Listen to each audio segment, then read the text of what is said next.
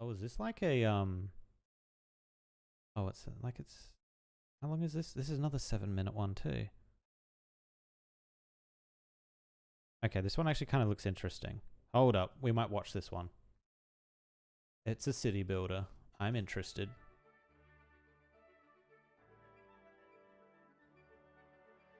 Hello, and welcome to Oxide Games.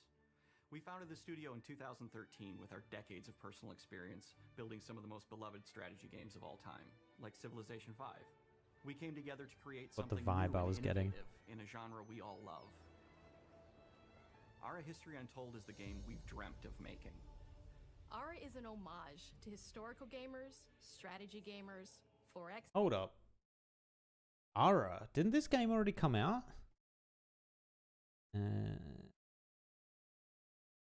Whoop. This over here. Ara game. Ara History Untold. Or is it like early access or something? Planned release date 2024. I swear I've heard of this game before. Gamers. It features all the depth and gameplay fans of this genre love. Oh, where yeah. you'll explore the world, expand your nation, govern your people, and engage with your rivals on the international stage. But it isn't just more of the same. Yeah, With what have they Ara, we wanted to changed? challenge some of the preconceived notions about the genre, push it forward in a modern, empowering, and truly compelling and approachable way. And he did For that by example, doing. we have over 100 instruments on display in the office, which are all things that we purchased in order Okay. to add to the soundtrack and expand the game and make it really good.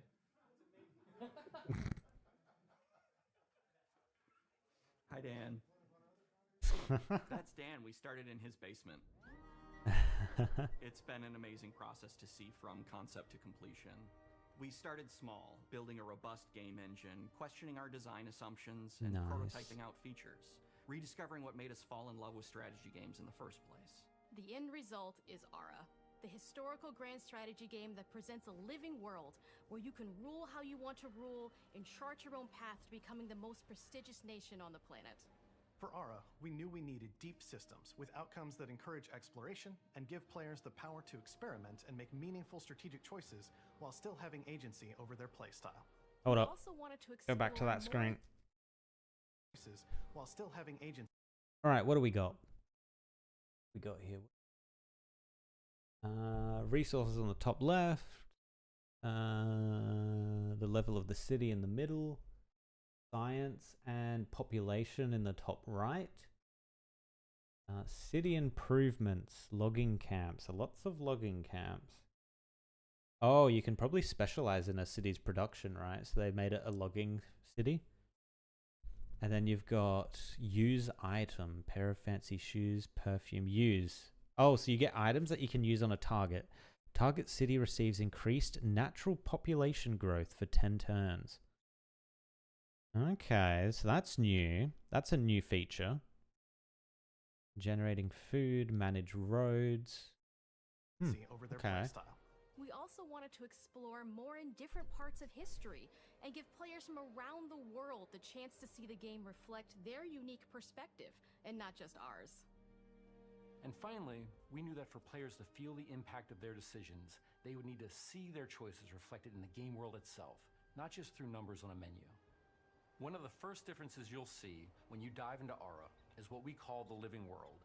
It's a procedurally generated alternate Earth, bursting with life, an intuitive, authentic, and immersive space, a blank canvas for players to paint the society of their dreams. The living world isn't just a map. It is interesting how they're not using a hex system. They're using like a territory system. How does that work with unit movement? It reflects the choices players make over the course of the game. They can see everything from the settling of the wilderness to cultural influence on architecture over time to the thousands of citizens living their lives and reacting to the changes. We want players to feel like they're truly occupying the world, leading their people as they thrive and grow. Core to the vision of Ara is our philosophy of rule how you want to rule. And no feature better exemplifies this than the prestige system. Aesthetics, happiness capital, disciplined wasteful, antiques, religions, At war allies. Yeah, this is pretty basic Civ stuff. System. To win a game of Ara, players will compete with their rivals to build the most influential, impressive, and important nation the world has ever known. This is measured by prestige, the player's score that proves their worth as a leader. The prestige They system look all the gives same players too. the chance to decide what kind of leader they want to be. Do they want to pursue great works of arts and culture? Military might? Scientific advancement? Same The as choice Civ. is theirs. In Ara, there are no set victory. 5 contestant virtues or constant virtues. Traits, leader, statistics. Congratulations, Your Majesty. You have triumphed over all other nations in the contest of financial aptitude. Your wealth and glory forever will shine brighter than the stars. So this is a financial victory, it looks like. I'm just going to go back because it seems like she was about to start talking about victory conditions. In Ara, there are no set victory conditions. Players get to decide what is most important to them and focus and prioritize on those goals while still being able to win the game. Personally, when I play Ara, I like to build What? What statement was that?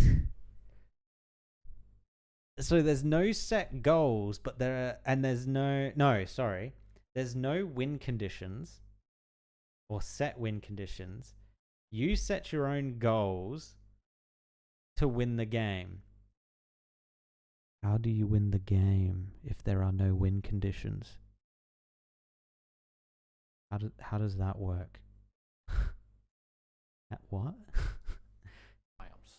Triumphs are our collection of incredible monuments and architectural achievements from throughout human history. Like the Great Pyramid of Giza. They're hard to build, but worth it, giving huge prestige bonuses and game-changing abilities to the nation that constructs them. Another aspect of Ara that I'm personally excited about is our crafting system. The crafting system offers a unique challenge to the Artisan Studio. The artisan studio is to craft a variety of consumables and other goods. So the consumables are those things you can use in a city to give you bonuses. The most useful nations focusing on culture and industry, but any nation can take advantage of the items it produces. Crafting, use. Yeah, see, so you can craft a scroll. Target city receives +1 prestige, +10 education, and +2 research for 10 turns. Can craft in an artisan studio. So this is an addition to the formula of a Civ game, is this crafting / consumable system. Is there anything else we can see in this UI? Amenities, population, religion. Nope. Everything else seems pretty normal. player that they generally won't see often in the 4X genre, succeeding at balancing, gathering the right things, turning them into the tools that you need, and then finally getting to the outcome or reward of something like an important improvement or triumph just changes the challenge that exists in Ara compared to other 4X games. Crafting plays out in Ara at a national scale, with players honing and combining the natural resources they harvest into all manner of goods and components. Those are the foundation for everything, from international trade to improving their cities and citizens' lives, and even manufacturing the weapons necessary to draft military units. The crafting system in Ara encourages thoughtful, advanced planning. It rewards players who can see the strategic outcome of all their collective decisions, and not just the individual ones. I'm proud of the work that's gone into our simultaneous turn system. Many strategy games have players alternate taking turns Oh, and wait, reacting hold to up. their What? opponent's moves. In Ara, all players' actions are resolved at the same time. This rewards players' ability to navigate uncertainty, Ooh. to predict and strategically plan for a variety of scenarios in the moment.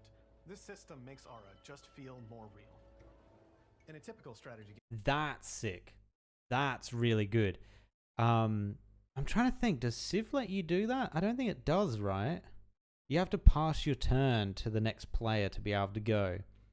That makes things so much better in a multiplayer aspect. In just like doing the campaign or just playing solo with the AI, it doesn't really matter because once you pass your turn, the AI just like completes its turn in 2 seconds. But when you're playing online multiplayer with others, that's gonna be a lifesaver, man. That's gonna be so good. I feel like Civ has that. I feel like Civ has simultaneous turns. Maybe it doesn't. Maybe I'm wrong. Once your turn is finished, you have to wait for a long time. With simultaneous turns, generally speaking, those times are very low. You get to keep playing the game and stay engaged rather than having those periods of downtime where you're not doing anything. Yeah, It's not easy that's fantastic. sifting through all of history and picking what to include. For Aura, we wanted to offer a fresh perspective, so we looked at cultures and societies throughout the millennia with the broadest lens possible. Where this approach really shines is in our leaders. Leaders are so often seen as military personnel or prominent government figures, but leaders come in so many different forms. They're thought leaders, scientific and cultural prodigies, and many more. Each leader in Aura has a number of special abilities determined by their personality traits, as well as a powerful and unique leader trait informed by their contributions to world history. With a diverse global roster, we know players will find leaders that they will want to play. And even a few that may surprise them with how fun it is when those leaders are handed the reins of power. I'm going to be honest, that office kind of seems pretty chill.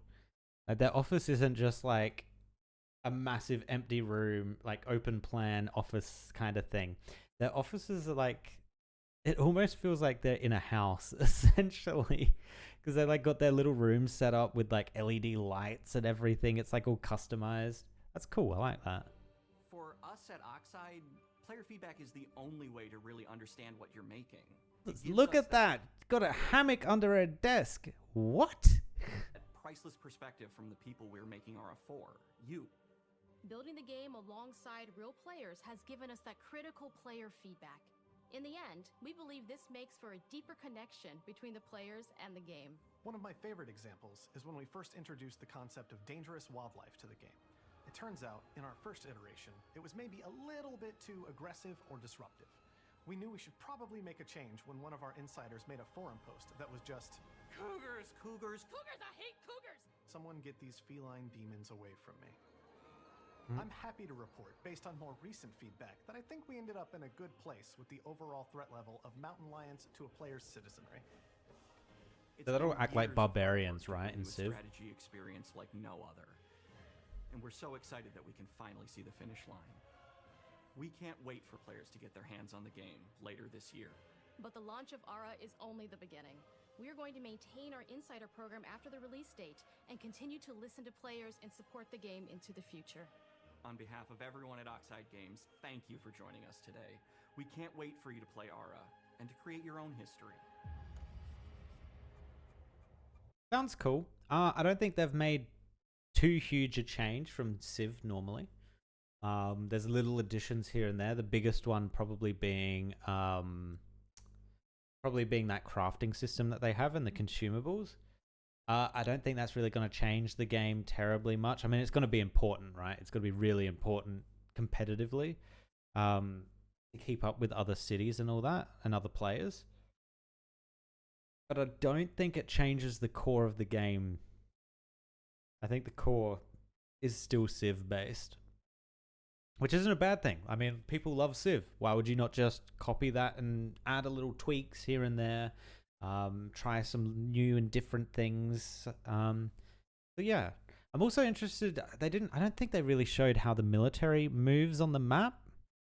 They had this, but the way the map is set up isn't hexes.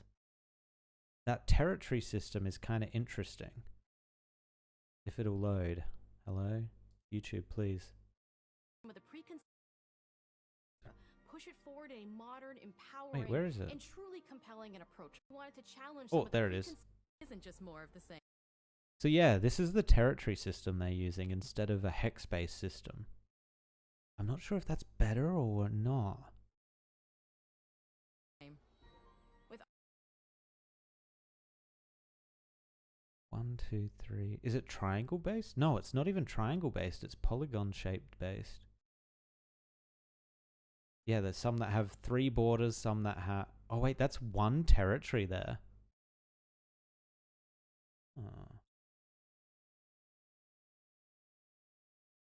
Okay, yeah. I'll have to wait and see. Wait, what does this sign? Hand raising, no personal attacks, no titles, respect, participate. What is this?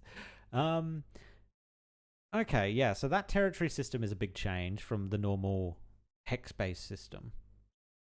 So that'll be interesting. And then I think they were showing when you're in city view, the city territory then zooms in, and then you've got more territories within that city territory that you can develop into different things like farming, logging, commerce, whatever, what have you. Yeah, interesting. I'll definitely pick this up when it comes out. It looks like it's coming out on Game Pass, right? That's what this end screen thing said. Yeah, available on PC and PC Game Pass. Release fall. So that's American fall, right? So what would that be? That would be our spring. So that's quarter 3? Is that quarter 3? Oh. Yes, it's quarter 3. Yep. So there's still a while for this game to be developed. Yeah, probably 6 months before this comes out. Cool.